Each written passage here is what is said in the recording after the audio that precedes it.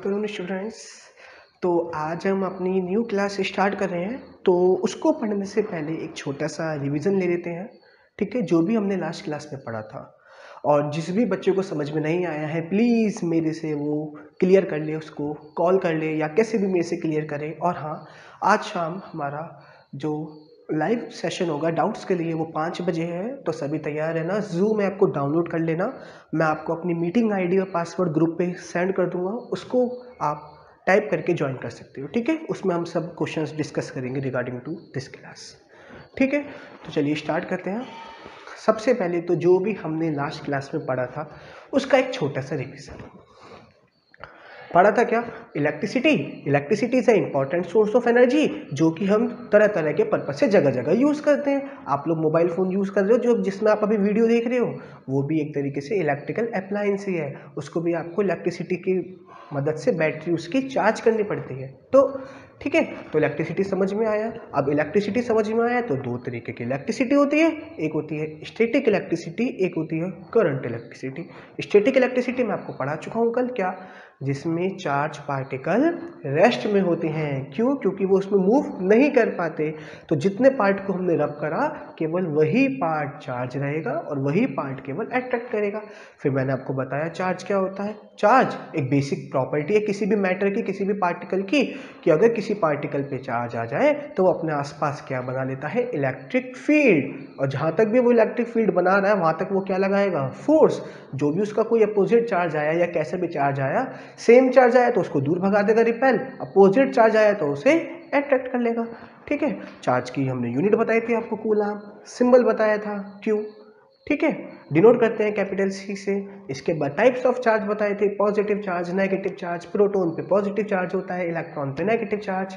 ठीक है, चार्ज कौन कैरी करता है? या तो प्रोटॉन या इलेक्ट्रॉन। कैसे कैरी करता है? रब करने से क्या होता है? मैंने ग्रुप पे आपको इमेज भेजी थी दो एटम्स की, एक एटम्स के इलेक्ट्रॉन जंप करके दूसरे में आ गए थे, वो मैंने आपको कुछ बच्चों को कॉल करके समझाया भी था। ठीक है, तो जिसको अभी भी कुछ समझ में नहीं आ रहा है वो मेरे से कॉल करिए और टॉपिक क्लियर करिए। तो सबसे पहले हम आज का एक न्यू टॉपिक एक छोटे से न्यूमेरिकल से स्टार्ट करेंगे। तो देखिए, शायद आज का लेक्चर थोड़ा लंबा होने वाला है, तो ध्यान से देखिए। ठीक है, आज जो हम कवर करेंगे कंडक्टर्स, इंसुलेटर्स, साथ में आपका electric potential and potential difference. And definitely बहुत मज़ा आने वाला है अगर अच्छे से ध्यान से एक एक वर्ड अच्छे से सुनोगे। ठीक है, चलिए स्टार्ट करते हैं। सबसे पहले थोड़ा सा एक आज हम छोटे से जो भी हमने कल पढ़ा है उस पर न्यूमेरिकल। ओके, देखो अब तो मैं सब बच्चों के नाम नहीं ले सकता, मगर आपको सब बच्चे ही बोल रहा हूँ मैं, तो सुने सामने देखिए। तो हमें जैसे कि कल पढ़ा था नेगेटिव चार्ज कौन कैरी करता है? इलेक्ट्रॉन। और बेटा इलेक्ट्रॉन ही फ्लो होते हैं बेसिकली करंट में ना। तो अभी मैं करंट पढ़ा नहीं रहा हूँ, मगर एक छोटा सा न्यूमेरिकल आ रहा है जो कि चार्ज के ऊपर डिपेंड है। करंट हम कल क्लास में पढ़ेंगे, वो आपको और क्लियर हो जाएगा। फिलहाल जो मैं पढ़ा रहा हूँ उस पर ध्यान दीजिए। न्यूमेरिकल है छोटा सा। आपको पता है एक इलेक्ट्रॉन अपने ऊपर कितना चार्ज कैरी करता है? 1.6 इंटू 10 की पावर माइनस 19 कूलम, है ना? आप सबने पढ़ा था ये। ठीक, तो एक इलेक्ट्रॉन पे कितना चार्ज है? 1.6 इंटू 10 की पावर माइनस 19 कूलम। बात करते हैं 2 इलेक्ट्रॉन्स की, तो इसी की क्या कर देंगे? 2 से मल्टीप्लाई कर देंगे। बात करते हैं 3 इलेक्ट्रॉन्स की, तो इसी की 3 से मल्टीप्लाई कर देंगे। तो ये तो बेसिक फॉर्मूला है कि अगर एक इलेक्ट्रॉन पे इतना चार्ज है तो बताइए n इलेक्ट्रॉन्स पे कितना चार्ज होगा? Ne। ठीक है, n क्या है? नंबर, e क्या है? इलेक्ट्रॉन्स। चलो उसे भी साइड में रख देते हैं, नहीं पढ़ते हैं, कोई बात नहीं। अब इतनी बात समझ में आई कि अगर एक इलेक्ट्रॉन पे इतना चार्ज होता है तो 2 इलेक्ट्रॉन पे इतना होगा, 3 इलेक्ट्रॉन पे इतना होगा। अब बात करते हैं, अभी तक हमने क्या कहा कि आपको एक इलेक्ट्रॉन का चार्ज केवल है, कि एक इलेक्ट्रॉन पे इतना चार्ज है।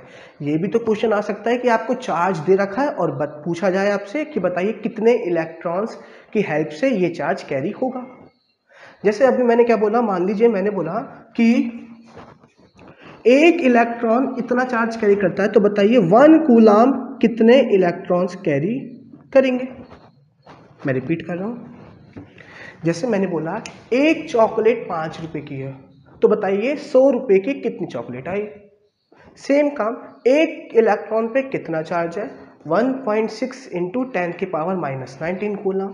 तो बताइए कितने कूलाम में कितने इलेक्ट्रॉन्स होंगे? अपोजिट। तो उसके लिए आपको पता है क्या करना होता है, डिवाइड। मान लीजिए एक चॉकलेट 5 रुपए की है तो 10 चॉकलेट 50 की, तो उसमें तो मल्टीप्लाई हो गया। अब मैंने बोला एक चॉकलेट 5 रुपए की है, 100 रुपए में कितनी चॉकलेट आई 100 रुपीज में, तो 100/5 दैट इज 20। सिंपल, ये आपने मैथमेटिक्स का बेसिक है। तो उसी को ध्यान में रखते हुए हमारे पास क्या है, एक फॉर्मूला है जो कि हमारा रिलेशन बताता है किस किस में, चार्ज में, Q क्या है चार्ज, N क्या है नंबर ऑफ इलेक्ट्रॉन्स, E क्या है चार्ज ऑन वन इलेक्ट्रॉन। मैं लिख देता हूं, this is the required formula for this types of problems. अभी मैं क्वेश्चंस करके दिखाऊंगा, आपको क्लियर होगा किस तरीके का फॉर्मूला है ये, कहाँ यूज होगा, जब आपको चार्ज की वन हो, इलेक्ट्रॉन्स फाइंड करना, या इलेक्ट्रॉन पे कितना चार्ज है वो फाइंड करना है। ठीक है, where Q is charge, amount of charge, N is number of electrons, E is charge on one electron, that is 1.6 into 10 की पावर माइनस 19 कूलम। तो इस फॉर्मूले को कैसे यूज करते हैं अब देखिए। क्वेश्चन है, एक क्वेश्चन है, मैं इरेज कर रहा हूं इसे, अभी एक न्यूमेरिकल कर रहे हैं हम सॉल्व। क्वेश्चन है, calculate the number of electrons constituting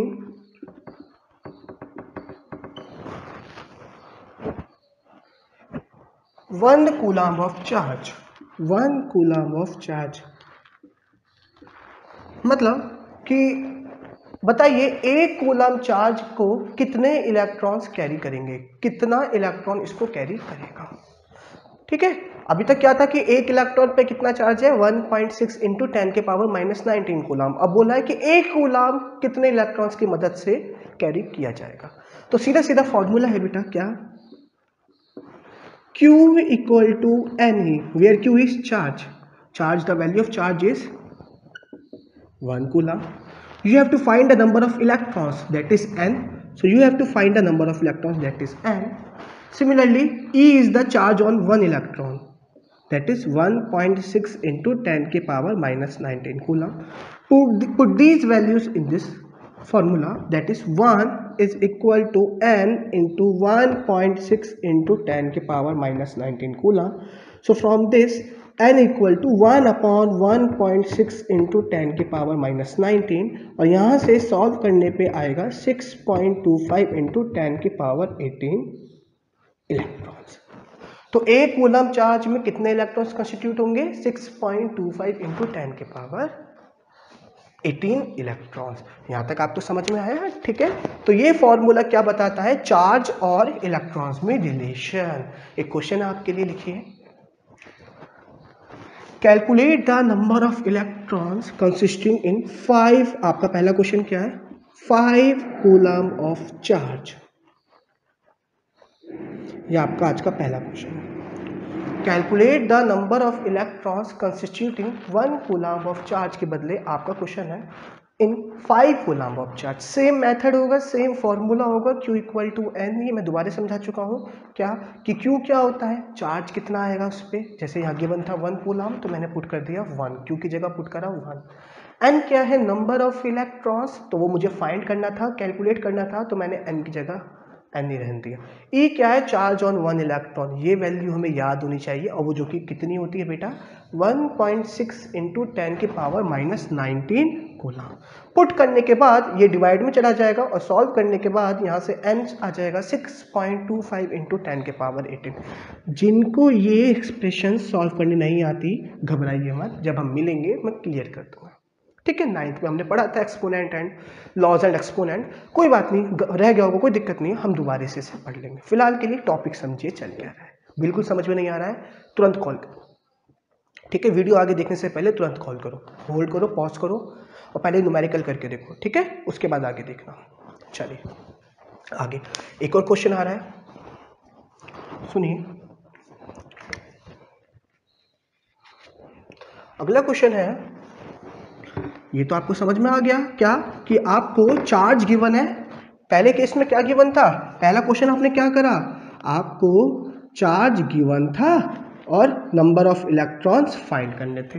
अब दूसरा केस क्या आता है, चार्ज तो आपको फाइंड करना है और नंबर ऑफ इलेक्ट्रॉन्स गिवन है। जैसे कि आपको फाइंड करना है कि 5 इलेक्ट्रॉन्स में कितना चार्ज आएगा, how much charge is carried by the 5 electrons. ठीक है, how much charge is carried bye 5 electrons. तो आपको यही बताना है कि 5 इलेक्ट्रॉन्स कितने चार्ज को कैरी करेंगे। पहले क्वेश्चन में क्या था कि इतने चार्ज में कितने इलेक्ट्रॉन यूज होंगे, अब इतने इलेक्ट्रॉन कितने चार्ज को लेके जाएंगे, यानी अपोजिट हो गया, सेम काम। पहले क्यू गिवन था, एन फाइंड करना था, ई हमें पता है। अब एन गिवन है, ई पता है, क्यू फाइंड करना है। तो सीधा सीधा फॉर्मूला क्या लिखेंगे, Q equal to 5 into 1.6 into 10 की पावर -19 कूलम। सिंपली ये हो जाएगा आपका 8 इंटू 10 की पावर -19 कूलम। ओके, तो 5 इलेक्ट्रॉन्स कितना चार्ज कैरी करेंगे, 8 इंटू 10 की पावर -19 कूलम। और अगर यही पूछा जाए कि इतने कूलम में कितने इलेक्ट्रॉन्स आएंगे, तो 8 इंटू 10 की power -19 equal to n into 1.6 into 10 की पावर -19, ये है ना, तो n आ जाएगा यहाँ से 5। तो वही बात है, पहले 5 गिवन था, q फाइंड करा, अब q गिवन है, n फाइंड करा। ठीक है, तो सीधा सीधा फॉर्मूला क्या है, q equal to the n ही, जो हमें रिलेशन बताता है चार्ज और नंबर ऑफ इलेक्ट्रॉन्स में। होपफुली आपको समझ में आ गया होगा। 2 क्वेश्चन दिए हैं मैंने। पहला क्वेश्चन क्या दिया है कि बताइए कि 5 कूलम चार्ज में कितने इलेक्ट्रॉन्स कॉन्स्टिट्यूट होंगे, और दूसरा 5 इलेक्ट्रॉन्स अपने ऊपर कितना चार्ज कैरी करेंगे। ठीक है, जिसको नहीं आया मेरे से कॉल करिए, पूछिए, घबराने की जरूरत नहीं है। देखो बच्चों, जो हम लाइव टू लाइव पढ़ते हैं उसका थोड़ा बात अलग होता है, होप, क्योंकि उसमें हम लोग hand to hand doubts clear करते हैं तरह तरह से। अभी मुझे नहीं पता चल पा रहा है कि किसको समझ में आ रहा है किसको नहीं, तो कोई बात नहीं, अब जब तक ऐसे चल रहा है हम ऐसे ही पढ़ लेते हैं। जब लाइव चलेंगे दोबारा पढ़ेंगे, कोई दिक्कत नहीं, रिविजन हो जाएगा, मगर थोड़ा बहुत तो आएगा ना। माइंड हमारा बिजी रहना चाहिए, हमारी जो स्टडी है वो हमसे टच में रहे, मेरा मेन टारगेट ये है। ठीक है, और इसका कोई चार्ज नहीं है, कभी आप सब सोच रहे हो फ्री ऑफ कॉस्ट है ये, जब तक हमारी क्लासेस स्टार्ट नहीं होती है। ठीक है, अब आगे सुनिए, मैं नेक्स्ट टॉपिक स्टार्ट कर रहा हूँ। तो ये फॉर्मूला याद करा, ये आज का आपका पहला फॉर्मूला है, Q equal to the N E, इस चैप्टर का पहला फॉर्मूला है। Q is charge, N is number of electrons and E is the charge on one electron. Clear है, एक मिनट। ओके, नाउ चलिए आज का अगला टॉपिक स्टार्ट करते हैं, या होपफुली आपको आ गया होगा, क्योंकि आपको चल गया है पता कि चार्ज कौन करता है, कैरी, इलेक्ट्रॉन। तो कितना चार्ज कितने इलेक्ट्रॉन आएंगे या कितने इलेक्ट्रॉन पे कितना चार्ज आएगा, दोनों का फॉर्मूला है Q equal to the N E. और भी न्यूमेरिकल्स दूंगा ग्रुप पे, तब हम सॉल्व करेंगे। तो आज का जो सबसे इंपॉर्टेंट टॉपिक जो हम पढ़ेंगे वो है, मतलब तीनों ही इंपॉर्टेंट है, मतलब ये बहुत ही मज़ा आएगा इसे पढ़ने में।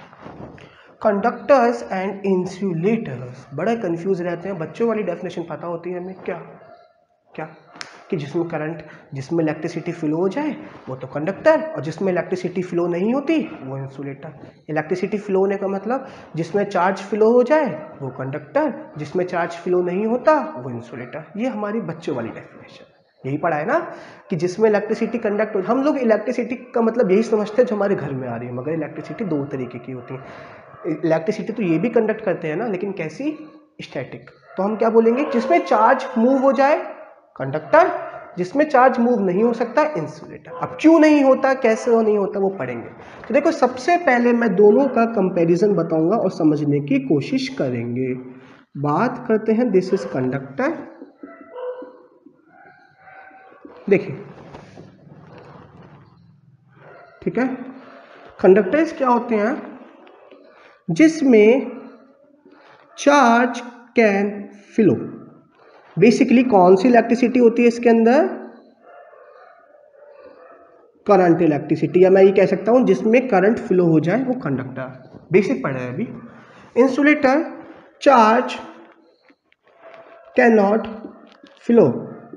चार्ज किस में रहते हैं? रेस्ट में। और यहाँ कौन सी इलेक्ट्रिसिटी होती है? Basically static electricity. Actually conductors जो होते हैं वो सारे कौन से होते हैं? मेटल्स होते हैं, लाइक सिल्वर या लोहा, आयरन, या हमारे घरों में कॉपर के वायर्स आते हैं, एल्यूमिनियम, ये सभी क्या है? गुड कंडक्टर्स हैं, बिकॉज इनके अंदर इलेक्ट्रिसिटी फ्लो हो जाती है, चार्ज फ्लो हो जाता है।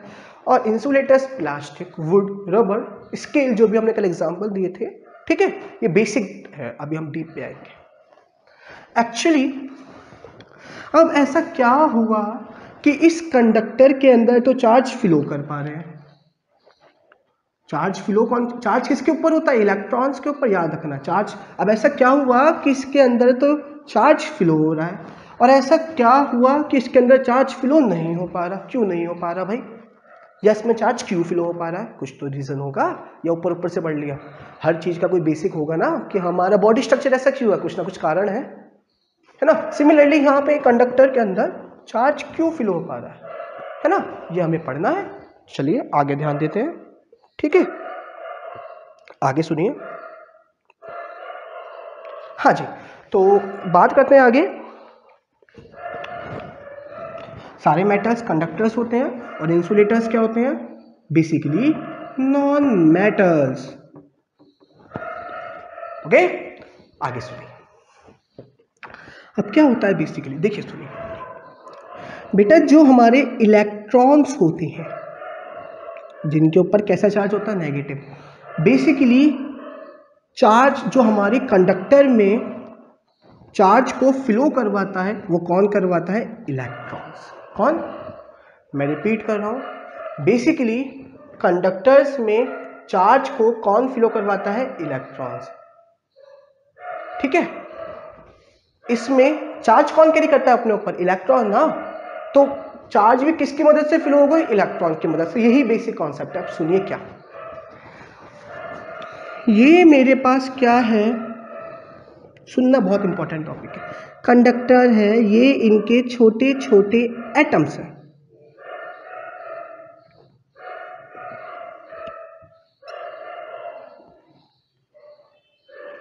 ये क्या है? मेरा इंसुलेटर है, जिसके अंदर भी ये क्या है?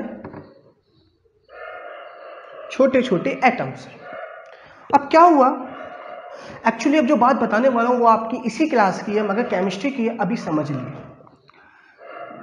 मेटल्स जो करते हैं, आपने 9th में पढ़ा है, वो इलेक्ट्रॉन्स को क्या करते हैं? लूज करते हैं, यानी वो अपने आखिरी शेल में से इलेक्ट्रॉन्स को क्या कर देते हैं? निकाल देते हैं, रिमूव कर देते हैं। तो सेम काम की जो इनके अंदर, मान लीजिए ये मेरे पास क्या है, कोई भी एक मेटल है, ठीक है, ये उसकी आखिरी शेल में एक इलेक्ट्रॉन था, तो ये इस शेल को इजीली क्या करा देगा? रिमूव करा देगा, क्योंकि मेटल्स की प्रॉपर्टी है कि वो अपनी आखिरी शेल में से इलेक्ट्रॉन्स को क्या कराते हैं? रिमूव कराते हैं। तो ये जो इसके एटम है वो अपनी आखिरी शेल से इलेक्ट्रॉन को क्या करा देंगे? रिमूव करा देंगे इजीली, क्योंकि फोर्स क्या है इनके बीच में? कम है।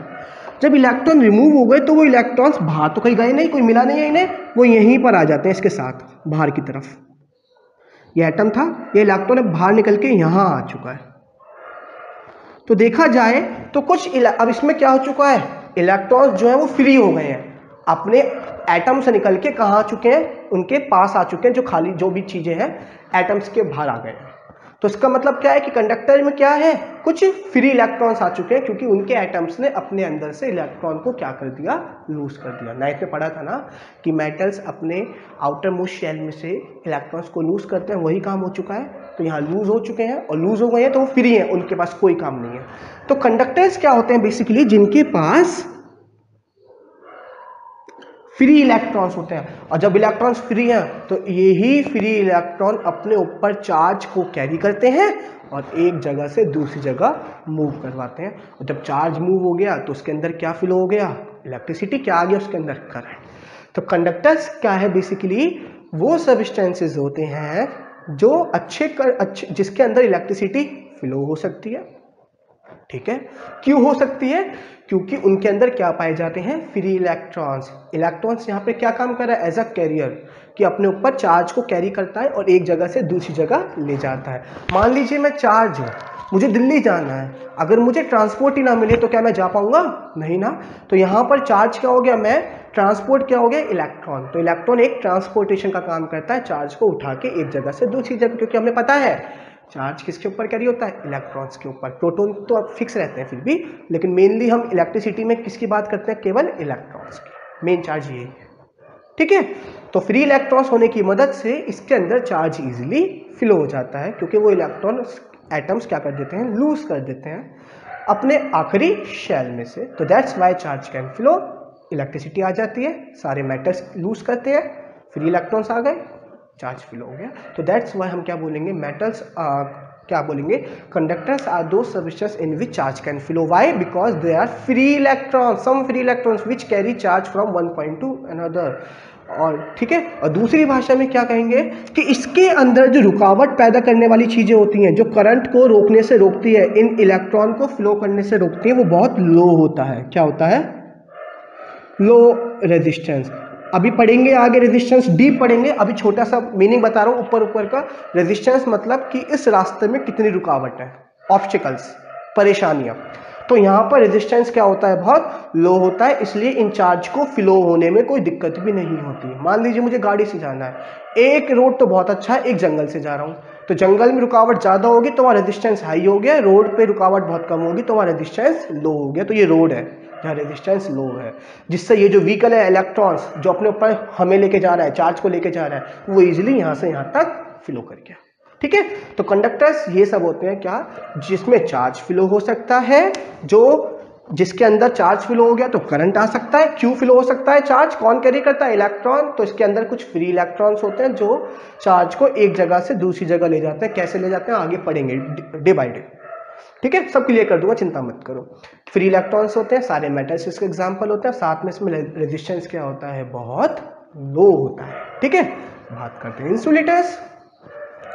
कैनॉट फ्लो स्टैटिक रीजन, आपको पता होगा नॉन मेटल्स इलेक्ट्रॉन को लूज नहीं करते, वो केवल क्या करते हैं, गेन, यानी वो कोई उनके पास कोई फ्री इलेक्ट्रॉन्स ही नहीं है, वो सब लेने के हकदार है।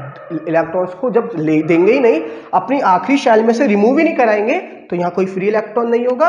और जब कोई फ्री इलेक्ट्रॉन नहीं होगा तो चार्ज पार्टिकल तो होंगे मगर वो मूव नहीं कर पाएंगे, और मूव नहीं कर पाएंगे तो इसके अंदर करंट नहीं आने का है। कौन सी इलेक्ट्रिसिटी आएगी, स्टैटिक इलेक्ट्रिसिटी। तो यही डिफरेंस है, ठीक है। और साथ में इसमें रुकावट भी क्या होती है बेटा, बहुत ज्यादा होती है, इसके अंदर इजीली करंट फ्लो हो ही नहीं पाता है, इसी वजह से रुकावट इसकी क्या होती है, बहुत ज्यादा होती है। रुकावट को क्या बोलेंगे, रेजिस्टेंस। रुकावट मतलब यहाँ पर रुकावट का मतलब है जो करंट को फ्लो होने से रोक रहा है, यानी इलेक्ट्रॉन्स को रोक रहा है। यहाँ इलेक्ट्रॉन्स को रोकने वाले बहुत कम लोग हैं, यहाँ इलेक्ट्रॉन्स को रोकने वाले ही रोकने वाले हैं। तो दैट्स वाई करंट फ्लो नहीं हो पाता, चार्ज नहीं हो पाता। क्यों नहीं हो पाता, फ्री इलेक्ट्रॉन्स नहीं है एक तो, और साथ में high resistance. So these are the differences, comparison between conductors and insulators. Hopefully आपको समझ में आ गया होगा। तो फ्री इलेक्ट्रॉन्स की मदद से करंट हो रहा है, फ्री इलेक्ट्रॉन्स की मदद से करंट नहीं हो रहा, वरना यहाँ भी करंट हो सकता था। ठीक है, ओके, चलिए 1 मिनट का रेस्ट ले लेते हैं, फिर अगले टॉपिक पे आते हैं। ठीक,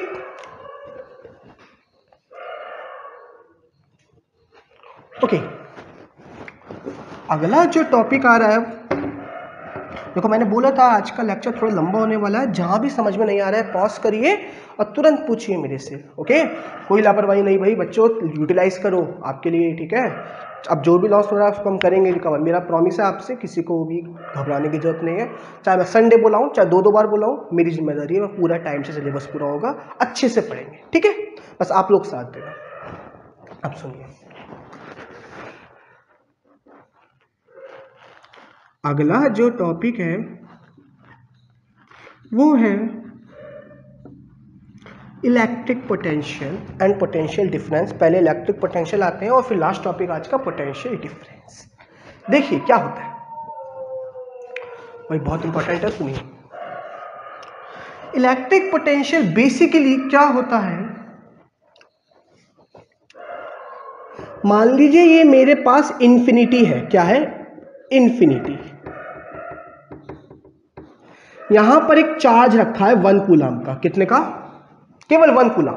सुनना, डेफिनेशन बता रहा हूं इलेक्ट्रिक पोटेंशियल की, ये इतना इंपॉर्टेंट नहीं है। जो अगला टॉपिक है पोटेंशियल डिफरेंस, वो उससे, जैसे मैंने बोला डिस्टेंस, ठीक है, ये वो बता रहा हूं। फिर मैं बताऊंगा डिफरेंस जैसे कि दिल्ली से लेके कानपुर तक का रास्ते में कितना अंतर है, तो पोटेंशियल डिफरेंस वो हो जाएगा। अभी छोड़ो, चलो नहीं आया समझ में, फिलहाल इसको समझो।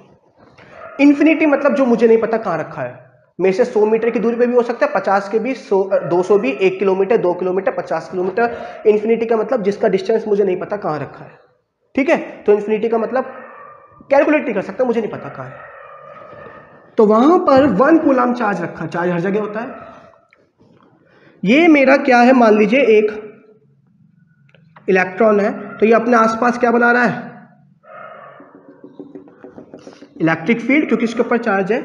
तो इस 1 कूलम चार्ज को इन्फिनिटी से इलेक्ट्रिक फील्ड में लाने तक, मान लीजिए मैं इस पॉइंट पे लाया, ए पॉइंट पे, इलेक्ट्रिक फील्ड में किसी भी पॉइंट तक लाने में जितना भी वर्क डन लगा, जितना भी वर्क डन लगा, वही होगा इस पॉइंट का क्या, इलेक्ट्रिक पोटेंशियल। क्या होगा, अगर W वर्क डन लगा तो यहां पर कितना होगा, W इलेक्ट्रिक पोटेंशियल। मैं रिपीट कर रहा हूं, इलेक्ट्रिक पोटेंशियल क्या है, it is the amount of work done, कितना काम करा, to bring a unit charge, unit का मतलब 1 coulomb, to bring a 1 coulomb charge को लाने में, फ्रॉम इन्फिनिटी टू, इन्फिनिटी से, to the particular point in an electric field, किसी भी इलेक्ट्रिक फील्ड में पॉइंट पे लाने तक का, वही क्या होगा, उस पॉइंट का इलेक्ट्रिक पोटेंशियल। मान लीजिए, एक और सुनो, पहले दोबारा सुनो, इलेक्ट्रिक पोटेंशियल क्या है, इंग्लिश में सुनो पूरा, it is the amount of work done to bring a unit charge from infinity to a particular point in an electric field, उसी पॉइंट का वो क्या होगा, इलेक्ट्रिक पोटेंशियल। इलेक्ट्रिक पोटेंशियल की जो यूनिट होती है बेटा, वो होती है ऐसा यूनिट, वोल्ट। क्या होती है, वोल्ट, जिसको रिप्रेजेंट करते हैं कैपिटल वी से। किससे, कैपिटल वी से। तो मान लीजिए मुझे यहां से यहां तक लाने में 10 जूल वर्क डन लगा, 1 कूलम चार्ज को कहीं से भी इन्फिनिटी से लाने में इलेक्ट्रिक फील्ड के इस पॉइंट तक कितना वर्क डन लगा, 10 जूल। तो इस पॉइंट का इलेक्ट्रिक पोटेंशियल कितना होगा, 10 वोल्ट। कितना होगा, 10 वोल्ट, ठीक है।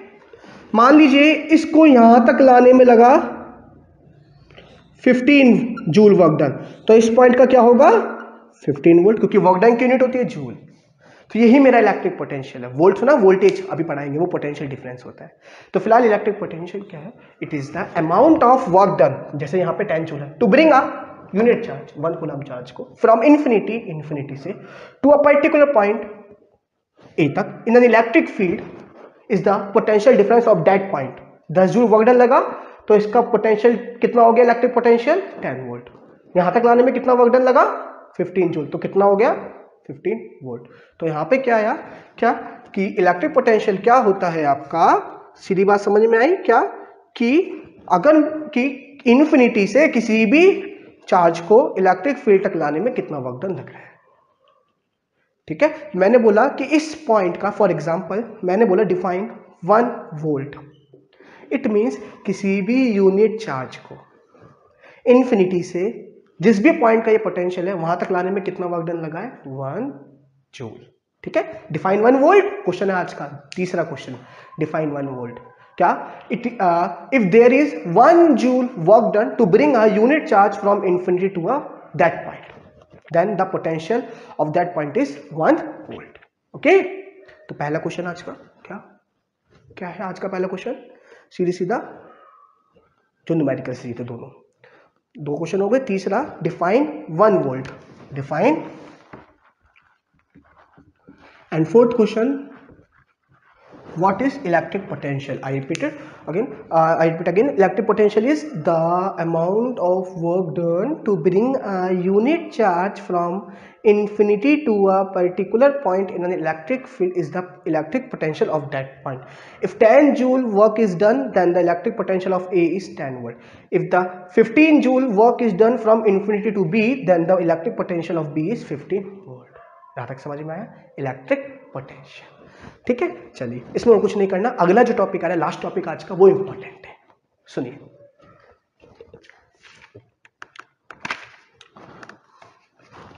सुनिए यहां तक आ गया, यूनिट क्या होती है, वोल्ट। अब जैसे मान लीजिए एक, मुझे यहां से हापुड़ जाना है 10 किलोमीटर, फिर गाजियाबाद जाना है 20 किलोमीटर। तो जो डिफरेंस होगा, मैं हापुड़ गया फिर गाजियाबाद गया, तो गाजियाबाद से लेके हापुड़ तक का जो डिफरेंस है पिलखवाड़ा है, वो भी तो उसकी यूनिट भी तो वोल्ट रहेगी। तो ऐसी पोटेंशियल डिफरेंस की यूनिट भी क्या है, वोल्ट है।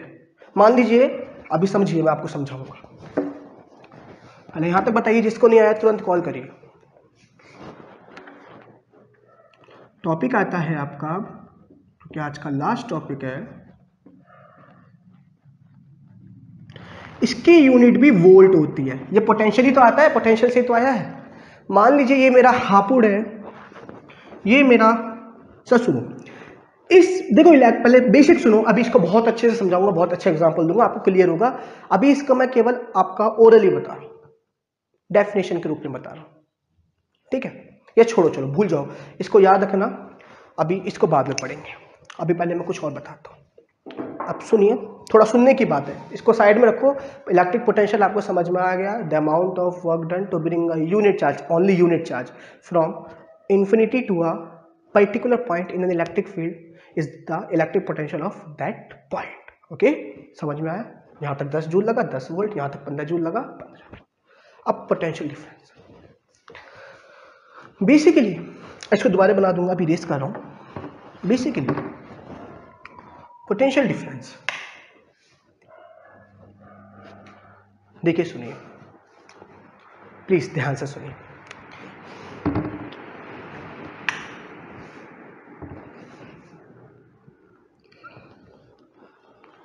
मान लीजिए मेरे पास ये एक ऐसा बीकर है,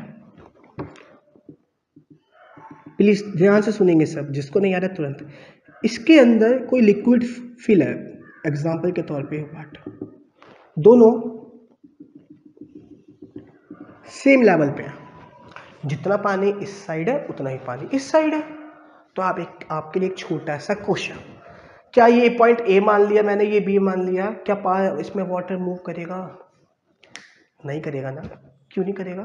क्योंकि दोनों तरफ लेवल सेम है, दोनों तरफ लेवल सेम है। और आपका बेसिक क्या है कि हर चीज हाई कंसंट्रेशन से लो की तरफ मूव करती है। यहाँ तो पहले से सब बैलेंस है, केमिस्ट्री में पढ़ा था, हाइपरटोनिक, आइसोटोनिक, हाइपरटोनिक। तो ये आइसोटोनिक वाली कंडीशन हो गई, अंदर बाहर दोनों सेम है, यहाँ पे इस साइड भी सेम है लेवल, इस साइड भी सेम है, तो यहाँ वाटर मूव नहीं करेगा, सीधी बात। हाँ, अगर मैं यहां से पानी कम कर दूं और यहां बढ़ा दूं, तो क्या पानी मूव कर जाएगा?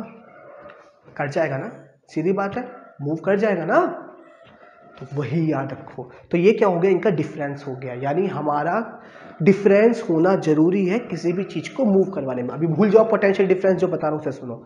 अगर वाटर को मूव करवाना है तो हमें यहाँ पर डिफरेंस करना पड़ेगा दोनों लेवल्स में, अगर अदरवाइज वाटर मूव नहीं करेगा, है ना। दूसरा एग्जांपल, ये एक बॉडी है, ये एक दूसरी बॉडी है, इसका टेम्परेचर है 85 डिग्री सेल्सियस, इसका है 10। ऑटोमेटिकली इससे ठंडी जो कूलिंग है वो तो उसमें आने का नहीं है, इधर ही जाएगा, क्योंकि हाई कंसंट्रेशन से ऑटोमेटिकली लो कंसंट्रेशन की तरफ जाता है। सच बात है, कोई दिक्कत? तो यहां भी क्या है, डिफरेंस हो गया। तो इसी तरीके से अब आइए पोटेंशियल डिफरेंस पे। अगर मुझे इलेक्ट्रॉन्स फ्री तो हो गए, मगर उनका कोई डायरेक्शन नहीं है ना, वो किसी भी डायरेक्शन में मूव कर रहे हैं, क्योंकि हमने पढ़ा था पार्टिकल्स कहीं भी मूव करते हैं, कोई स्पेसिफाइड डायरेक्शन तो नहीं है ना। ये मान लीजिए मेरे पास क्या है, सुनने मेरी बात सुनिए ध्यान से, ये मेरे पास क्या है, एक कंडक्टर है जिसमें इलेक्ट्रॉन्स कोई तो उधर मूव कर रहा है, कोई इधर मूव कर रहा है, कोई इधर मूव कर रहा है। अभी इसके पास कोई डायरेक्शन नहीं है, चार्ज भले ही आ चुका है मगर कोई डायरेक्शन तो नहीं है अब। और ये अभी ढंग से मूव भी नहीं कर रहे हैं, फिक्स है, फ्री है, मगर अच्छे से भी मूव भी नहीं कर रहे हैं। अगर इनको मूव कराना होगा तो मुझे यहाँ पे क्या लाना पड़ेगा, थोड़ा सा डिफरेंस, एक तरफ इलेक्ट्रॉन ज़्यादा लाने पड़ेंगे, एक तरफ इलेक्ट्रॉन कम, तभी तो मूव करेगा, है ना। सोचो, जैसे पानी मूव करा, कब करा, ये मूव कर रहे हैं थोड़े बहुत अपनी जगह पे मूव कर रहे हैं, प्रॉपर तरीके से तो मूव नहीं हो रहा ना चार्ज। उसको कराने के लिए हमें क्या करना पड़ेगा, एक तरफ ज़्यादा डिफरेंस लाना पड़ेगा इलेक्ट्रॉन्स, एक तरफ इलेक्ट्रॉन्स ज़्यादा लाने पड़ेंगे, एक तरफ इलेक्ट्रॉन्स कम लाने पड़ेंगे। जैसे यहाँ पानी ज़्यादा लाए एक तरफ तो मूव करा, ऐसे ही समझो, यहाँ इलेक्ट्रॉन्स ज़्यादा आ जाएं अगर और यहाँ इलेक्ट्रॉन्स कम हो जाएं, तो इलेक्ट्रॉन्स यहाँ से यहाँ मूव कर जाएंगे, दोनों तरफ बराबर हो गए तो मूव करेंगे क्या, नहीं ना। तो डिफरेंस होना जरूरी है ना। तो यही तो पोटेंशियल डिफरेंस है, क्या कि एक पॉइंट से दूसरे पॉइंट के बीच का जो डिफरेंस है, डिफरेंस, वही क्या पोटेंशियल डिफरेंस। पहला पोटेंशियल इलेक्ट्रिक पोटेंशियल ये है, दूसरा इलेक्ट्रिक पोटेंशियल ये है। The difference between two electric potentials is known as potential difference. अभी मैं प्रॉपर डेफिनेशन पे नहीं आया हूँ, ऊपर ऊपर का पढ़ा रहा हूँ, अब आऊँगा। अब ये हमारी हेल्प कौन करेगा, हम कैसे बढ़ाएं, किसकी मदद से इलेक्ट्रॉन्स यहाँ ज़्यादा कर दें, किसकी मदद से इलेक्ट्रॉन्स कम कर दें। तो आपने बैटरी सुनी है, बैटरी, अब सुनिए बेटा, बैटरी और सेल अगर सिंगल है तो उसे सेल कहते हैं, बहुत सारे सेल को जोड़ दिया जाए तो वो कहते हैं बैटरी। उसमें एक पॉजिटिव टर्मिनल होता है और एक क्या होता है, नेगेटिव। क्या होता है सुनिए, ये मेरे पास क्या है, एक सेल है, सुनना, बहुत अच्छी बात बता रहा हूं बेटा। इसके अंदर दो तरीके के केमिकल्स हैं, ये C2 मान लिया केमिकल, और ये जो दिख रहा है ये मान लिया C1। दो केमिकल दिख रहे हैं C1 C2। क्या काम करते हैं ये केमिकल्स, ये एक तरीके की रिएक्शंस कराते हैं। क्या कराते हैं, इनके पास केमिकल एनर्जी है, उस एनर्जी से ये क्या कराते हैं, रिएक्शन। अभी आपने पढ़ा नहीं है वो रिएक्शन, रेडॉक्स रिएक्शन कहते हैं उसे। क्या कराते हैं ये, रिएक्शन, बस इतना याद रखो, रिएक्शन। जब लाइव पढ़ेंगे और अच्छे से करेंगे। रिएक्शन, वो रिएक्शन क्या काम करता है, एक साइड से जितने भी इलेक्ट्रॉन्स हैं ये केमिकल्स की मदद से उसको सक कर लेता है, पूरी तरफ अपनी तरफ खींच लेता है। यानी यहाँ तो इलेक्ट्रॉन्स का भंडार हो जाता है, यानी इस साइड से ये वायर कनेक्ट है, इनमें इलेक्ट्रॉन्स होंगे, तो इसके इलेक्ट्रॉन सारे ये अपनी तरफ खींच लेता है, अपनी तरफ। जब यहां से इलेक्ट्रॉन्स लूज हो गए तो ऑटोमेटिकली यहाँ प्रोटॉन ज्यादा हो जाएंगे, तो यहाँ पे किसकी क्वांटिटी ज्यादा होगी, प्लस की, और यहाँ किसकी क्वांटिटी ज्यादा होगी, माइनस। तो इसको कहा जाएगा प्लस, इसको कहा जाएगा माइनस। मैं रिपीट कर रहा हूँ, सेल क्या काम करता है, पोटेंशियल डिफरेंस का ही काम करता है। जो पोटेंशियल डिफरेंस आता है वो किसकी मदद से आता है, सेल। जो जितनी ज़्यादा वोल्ट का सेल, सुना होगा ना, 25 वोल्ट का सेल है ये, 10 वोल्ट का सेल है, यानी वो उतना ही पोटेंशियल डिफरेंस क्रिएट कर रहा है। जितना ज़्यादा पोटेंशियल डिफरेंस उतना ही ज़्यादा तेजी से मूव करेंगे, उतना ही ज़्यादा करंट आएगा, है ना। जितनी तेजी से मूव करेंगे चार्ज उतनी तेजी से करंट आएगा। तो जो काम करवाता है ये कौन करवाता है, केमिकल रिएक्शंस। ये दो केमिकल्स जो क्या काम करवाते हैं, एक साइड से इलेक्ट्रॉन्स को दूसरी तरफ भेज देते हैं। तो इससे क्या होता है, एक तरफ इलेक्ट्रॉन्स बहुत ज़्यादा हो जाते हैं, एक तरफ इलेक्ट्रॉन्स बहुत कम। जब इलेक्ट्रॉन्स कम हो गए तो ऑटोमेटिकली यहाँ प्रोटॉन ज़्यादा आएंगे, तो ओवरऑल चार्ज आ गया प्लस। यहाँ इलेक्ट्रॉन ज़्यादा आ गए तो ओवरऑल यहाँ पे क्या हो गया, क्या हो गया, सीधा सीधा इलेक्ट्रॉन्स की ज़्यादा वैल्यू हो गई, तो ये हो जाएगा कौन सा चार्ज आपका, नेगेटिव चार्ज। तो सेल का ये कॉन्सेप्ट है। अब जब यहाँ डिफरेंस आ गया तो झटके से ये एकदम से क्या करेंगे, मूव करेंगे। जब एक तरफ हाई कंसंट्रेशन, ये सॉरी, एक तरफ हाई कंसंट्रेशन होगा, एक तरफ लो, तो ये हाई से लो की तरफ मूव कर जाएंगे। अब ये क्या करेंगे, इलेक्ट्रॉन्स, और तुम्हें पता है नेगेटिव किसकी तरफ अट्रैक्ट होता है, पॉजिटिव। तो इस सिस्टमैटिक वे में मूव करते हुए इसकी तरफ आएंगे। तो इनके बीच में जो डिफरेंस क्रिएट कर रहा है, इस पॉइंट के बीच में वो कौन कर रहा है, बैटरी। और यही तो डिफरेंस कहलाता है क्या, पोटेंशियल डिफरेंस। एक पॉइंट ये मान लिया, एक पॉइंट ये मान लिया, इस पॉइंट के बीच का डिफरेंस कौन करवाता है, बैटरी, और उसी को कहते हैं पोटेंशियल डिफरेंस। एक तरफ इलेक्ट्रॉन ज्यादा है, दूसरी तरफ कम, तो हाई से लो की तरफ मूव करेंगे, ज्यादा है कम है, हाई से लो की तरफ, और सिस्टमैटिक वे में। रीजन, क्योंकि अब नेगेटिव पॉजिटिव को अट्रैक्ट करेगा। पहले तो वो कोई तो इधर भाग रहा था, कोई इधर भाग रहा था इसके अंदर, अब क्या आएंगे सर, सिस्टमैटिक वे में चलेंगे, और जब चलेंगे तो करंट क्या आ जाएगा, फ्लो। तो करंट को लाने के लिए क्या होना जरूरी है, पोटेंशियल डिफरेंस। अब डेफिनेशन पे आते हैं। कुछ ये मतलब क्या है, जो पढ़ाया ये तो समझाया है मैंने। अब डेफिनेशन, पहला point, the difference between to potentials is potential difference which is provided by the cell। अब सेल क्या है, एक सोर्स ऑफ एनर्जी, जिसके अंदर क्या है, इलेक्ट्रिकल एनर्जी। फिजिक्स में पढ़ा था, what is energy, ability to do work, किसी भी काम को करने की क्षमता।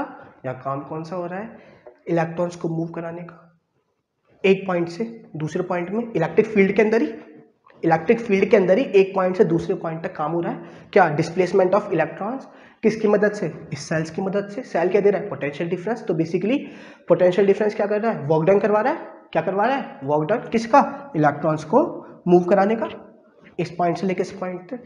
तो सीधी भाषा में क्या है electric potential difference, the amount of work done to bring a charges, unit charge, एक चार्ज की बोलते हैं हमेशा, वैसे कितने भी चार्ज, हर चार्ज का अलग अलग होता है। Bring a unit charges from one point to the another in an electric field, उसमें क्या था, इन्फिनिटी से एक पॉइंट तक, इसमें एक पॉइंट से दूसरे पॉइंट तक पहुंचाने में कितना वर्क डन लग रहा है। मान लीजिए यहां पर तो आ रहा है, ये पोटेंशियल डिफरेंस क्या काम करवा रहा है, 5 वोल्ट। मान लीजिए बैटरी है 5 वोल्ट, तो ये यहां से लेके यहां तक लाने में कितना वर्क डन करेगी, 5 जूल। या यहां से यहां तक लाने में 10 जूल वर्क डन हो रहा है, तो ये किसकी मदद से होगा, 10 वोल्ट। अगर मुझे ज्यादा एनर्जी चाहिए, बड़े बड़ी चीजें चलानी है, तो सेल बड़ा हो जाएगा, पोटेंशियल डिफरेंस बड़ा हो जाएगा। छोटी चीज चलानी है, रिमोट, तो पोटेंशियल डिफरेंस कम, क्योंकि हमें वर्क डन क्या करवाना है, कम। तो पोटेंशियल डिफरेंस क्या है, the amount of work done to bring a unit charge from one point to the another point in an electric field. और इसको मेजर कौन करता है, यह मुझे कैसे पता कि इस बैटरी का पोटेंशियल डिफरेंस कितना है, 5 वोल्ट। वो मेजर करता है मेरा एक इंस्ट्रूमेंट जिसका नाम है वोल्ट मीटर। स्टेबलाइजर में वी लिखा रहता है कुछ ऐसा, ये वोल्ट मीटर है। ये हमेशा तुम्हारा क्या काम करता है, हेल्प करता है कि इसका सर्किट के अंदर, इस इलेक्ट्रिक फील्ड के अंदर कितना पोटेंशियल डिफरेंस है। पोटेंशियल डिफरेंस का दूसरा नाम होता है वोल्टेज। आपने सुना है घरों में वोल्टेज आती है, बेसिकली कितनी होती है, 220। वो उसका मतलब क्या है कि हमारे यहाँ जहाँ से करंट स्टार्ट हो रहा है सोर्स से, और सोर्स तक वापस आने में एक चार्ज को कराने में कितना वर्क डन लग रहा है, 220 जूल।